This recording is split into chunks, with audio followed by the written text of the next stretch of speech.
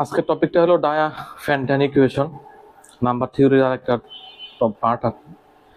তো এটা ডেফিনেশন দেখি। এটা polynomial equation, sort of it is a polynomial equation usually in two or more unknown such that only the integral solution are required. এখানে বলছে two or more unknown values, হ্যাঁ, there are two or more unknown values exist in the polynomial equation. একটা example দেখি, x plus by equal to c। যদিও ইকুয়েশনগুলো আমরা class 7 আর class 7 8 এই জাতীয় equation 6 এ হয়তো আমরা করছি, আমার খেয়াল নাই class 6 A, but class 7 class 8 এ আমরা এই জাতীয় ইকুয়েশন সলভ করছি আর কি। হ্যাঁ, এরকম যেমন 2x plus 5y equal to 10, হ্যাঁ, সামথিং লাইক দ্যাট। সো এখানে হলো এবিসিটা হলো আমাদের হলো কি, এটা ইন্টিজার ভ্যালু এবিসি, আর xy-টা হলো ভেরিয়েবল অফ দ্যাট ইন্টিজার। হ্যাঁ, xy-টা হলো ভেরিয়েবল এখানে of that integer, that means a and b, আর c-টা হলো আমাদের ইন্টিজার ভ্যালু। এখন এই পলিনোমিয়াল ইকুয়েশনের একটা কন্ডিশন আছে, এটা আমরা কন্ডিশনটা কি, c must be divisible by GCD A. B জিসিটাকে বের করব, দেন সি দিয়ে ওই জিসিটাকে ডিভিজিবল করা যায় কিনা ওইটা আমরা দেখবো আর কি। হ্যাঁ, তো নোটটা হলো কি, C must be divisible by GCD AB, that means C equal to K into K dot GCD AB. K হলো যে কোনো একটা ইন্টিজার, হ্যাঁ, কে হলো যে কোনো একটা ইন্টিজার। এটা we can write that in that form C divided by GCD AB equal to K. এই হলো আমাদের নোটটা। হ্যাঁ, এখন একটা এক্সাম্পল দেখি, 26x plus 90y equal to 39। এখন ফার্স্টে হলো আমাদের কি, ফার্স্ট রিকোয়ারমেন্ট হলো আমাদের জিসিডি ফাইন্ড আউট করতে হবে এখানে। হ্যাঁ, জিসিডি ফাইন্ড আউট করতে হবে। জিসিডি কোনটা, এ বি, এ কোনটা 26 আর বি কোনটা 91।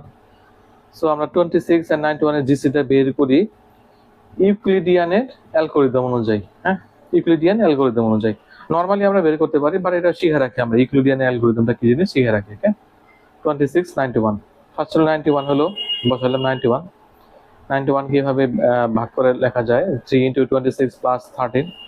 এটাকে যদি আমরা ক্যালকুলেশন করি 91ই পাই।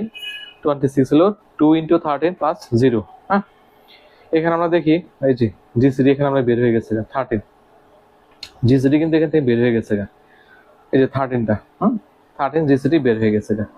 এখন আমরা দেখি যে জিসিডি তো 13, এখন আমাদের কন্ডিশন কি ছিল, সি হলো এটা। হ্যাঁ, 39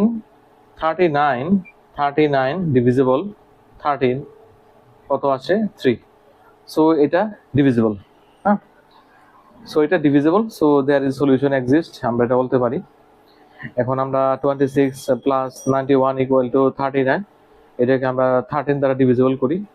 এখানে আছে 2x plus 7y equal to 3। এখন আমরা y এর ভ্যালু যদি 1 ধরি, y এর ভ্যালু যদি 1 বসাই, then 2x plus 7 into 1 equal to 3, 2x equal to minus 4, x equal to minus 2। x এর ভ্যালু আমরা -2 পাই, আর y এর ভ্যালু আমরা 1 পাই। এই জিনিসটা আমাদের হলো ট্রায়াল এন্ড এরর বেসিসে করতে হবে, এই পার্টটা। হ্যাঁ, এই যে লেটের পার্টটা ট্রায়াল এন্ড এরর বেসিসে আমাদের করতে হবে আর কি।